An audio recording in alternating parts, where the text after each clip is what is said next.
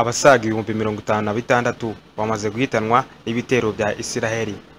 Ese twe twari tuzi ko leta ya Amerika yashyizeho agahenge? Ibi Isiraheli ntiyabyubahirije. Urujijo ni rwinshi, dukomeze kwibaza ibi biragana he. Hamwe na Laziz News twabikugiriye umuzi. Nge wumva kuri mikro ni Jackson Owayezu.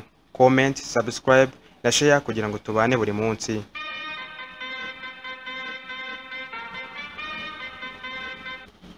Minisitiri w'ingabo muri Israel Katz Israel yatangaje ko yategetse igisirikare cy'iki gihugu kubura ibitero kuri Iran nyuma yo kwishinja kutubahiriza agahenge kashyizweho.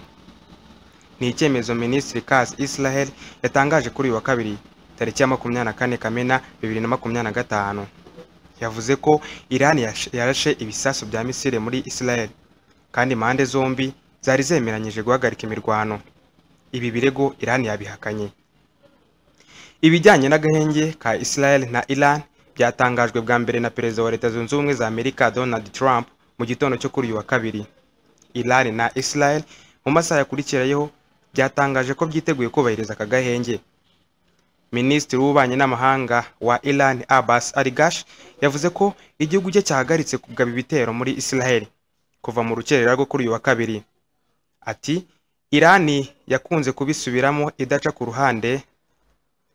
Israel yashoje intambara kuri Iran, ntabwo ari twe twayishoje. Kugeza ubu amasezerano ajyanye n'agahenge cyangwa guhagarika ibikorwa bya gisirikare. Ariko mu gihe Israel yahagarika ubushotoranyi, nta gahunda dufite yo gukomeza gusubiza nyuma yaho.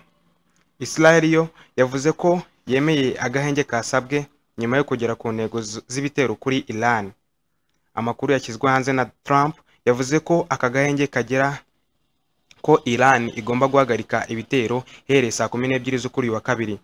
Israel nayo igakurikiraho mu gihe kitarenze amasaha 12. Gusa nyuma y'aya masaha make yongeye gutangaza ko aka gahenge katangiye kubahirizwa n'impande zombi.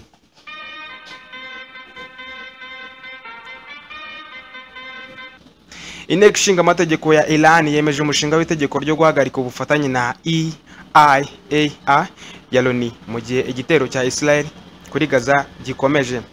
Minisiteri y'ubuzima ya Gaza ivuga ko intambara ya Israel kuri Gaza yahitanye byibuze abantu 56,000 n'abantu 77, ikomeretsa abantu 131. Abantu bagera kuri 1139 biciwe muri Israel mu bitero byo kuri ya karindwi kwakira. Abasaga 200 bajyanwa mu bunyage. Nongera kubwira ngo hamwe na Laziz News tukugezaho amakuru agiye atandukanye. Icyo usabwa no gukanda like, comment, subscribe